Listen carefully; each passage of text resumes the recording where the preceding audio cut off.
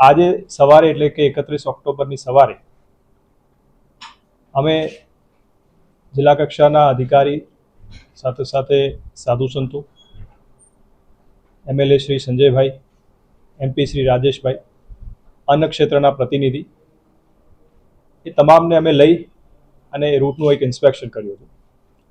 અને route inspection દરમિયાન મેં જણાવ્યું એ હકીકત ત્યાં સર્વે જોઈ છે. એટલે આ પરિસ્થિતિમાં લોકોની સેફટી અને સિક્યુરિટી માટે રાજ્ય સરકાર, જિલ્લા વહીવટીતંત્ર કટિબદ્ધ છે.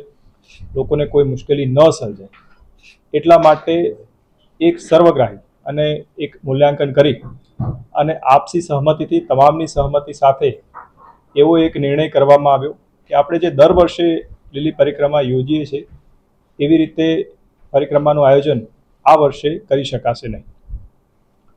પરંતુ રાજ્ય સરકાર અને જિલ્લા વહીવટીતંત્ર લીલી પરિક્રમાની આ જે વર્ષો જૂની પરંપરા છે, લોકોની જે ધાર્મિક આસ્થા છે એનું પણ સંપૂર્ણ સન્માન કરે છે.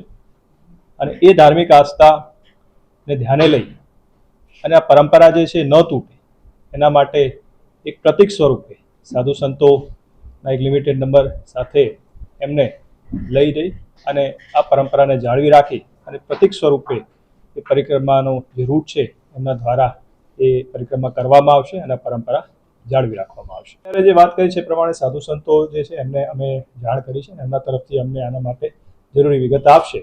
અને આ જે લિમિટેડ નંબર ઓફ પીપલ જે અંદર જશે એમાં અમારી પોલીસની ટીમ, ફોરેસ્ટની ટીમ, SDRF સાથે સાથે જે ડોલીવાલા પણ અમે અમુક મોકલશું અને કોઈને અને હેલ્થની ટીમ પણ એમાં રહેશે. એટલે એ લોકો જાય છે એમને પણ કોઈ પણ પ્રકારની તકલીફ ન થાય અને કોઈ ઇન્સિડન્ટ ન બને એ સમગ્ર રીતે વિચાર કરીને પૂરા પગલાં લઈ અને પછી જ એમની જે પ્રતિકાત્મક પરિક્રમા છે એ આપણે પૂરી કરાવશું. લોકો સર આવી ગયા છે, અત્યારે ઘણા બધા આવી ગયા છે, હજી આવે છે જે લોકો જાણ નથી. જી, તો એ લોકો માટે શું વ્યવસ્થા?